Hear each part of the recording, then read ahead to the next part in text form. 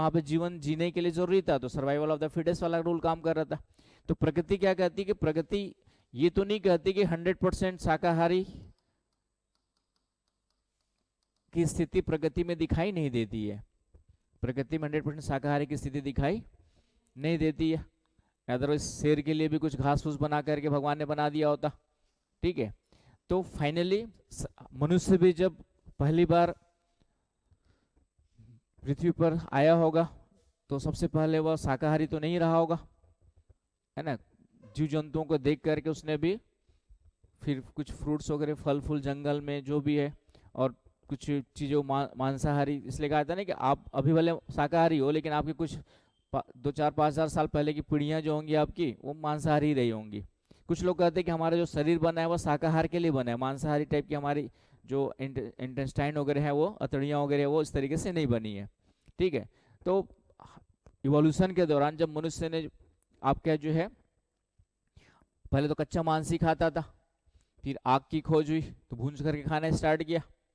तो प्राकृतिक रूप से भी देखेंगे तो शुरुआत में मनुष्य शाकाहारी भी रहा होगा, कुछ चीजें खाता था, लेकिन मांसाहार भी खाता था जीवन जिंदा रहने के लिए, क्योंकि शाकाहारी में पता नहीं था कौन सा फल जहरीला होगा, कौन सा फल आपका जो है खाने लायक होगा। तो वहां पे भी रिस्क था आपका जो है, कुछ चीजें जहरीली भी हो सकती थी खाने के लिए। तो धीरे धीरे पता किया कोई किसी फल को खा के कोई मर गया होगा तो दूसरे को समझ में आ गया नहीं खाना है ना। जिसको खा के जिंदा रह गया उसको सोचा कि ये खा करके जिंदा रहा जा सकता है। इसी तरह से ट्रायल एंड एरर के हिसाब से चीजें क्या होंगी, डेवलप हुई है, सभ्यता का विकास हुआ है।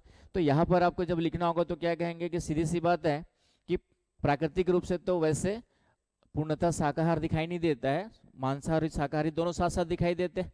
इसलिए यदि मनुष्य शाकाहारी या मांसाहारी, उसमें कुछ भी प्राकृतिक रूप से गलत नहीं है, उनकी अपनी खुद की चॉइस है। लेकिन फिर लास्ट में मैंने कहा कि एक बौद्धिक प्राणी होते के नाते,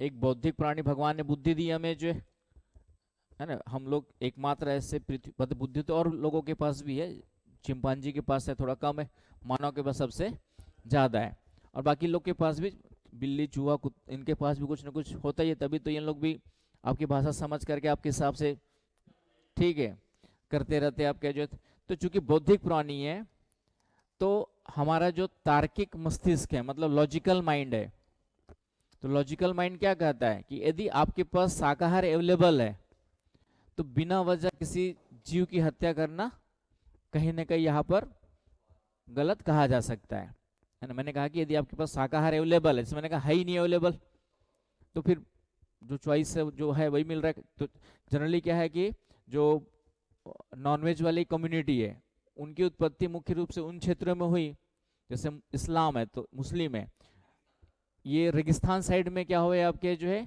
इस धर्म की उत्पत्ति हुई, और वहां पे पेड़ पौधे जीव जंतु, पेड़ पौधे ज्यादा नहीं होंगे, जो भी होंगे जीव जंतु ज्यादा मिलेंगे, है ना, गाय बैल भैंस ऊंट भेड़ ये सब मिलेंगे आपके जो।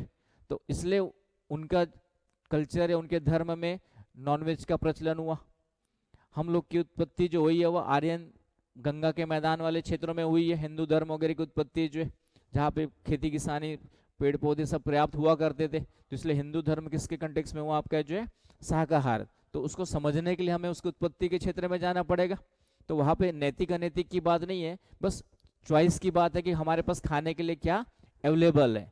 तो यहाँ पे सिर्फ इतना कह सकते हो कि एक बौद्धिक प्राणी होने के नाते, एक तार्किक व्यक्ति होने के नाते हमें ये ध्यान रखना है कि यदि हमारे पास पर्याप्त रूप से शाकाहार अवेलेबल है तो बिना बात के किसी निर्जीव की हत्या करके अपने सिर्फ स्वाद के लिए खाना कहीं ना कहीं क्या कहलाएगा आपका जो है गलत कहा जा सकता है। वो भी कहा जा सकता है, गलत है नहीं, कहा जा सकता है। इस तरीके से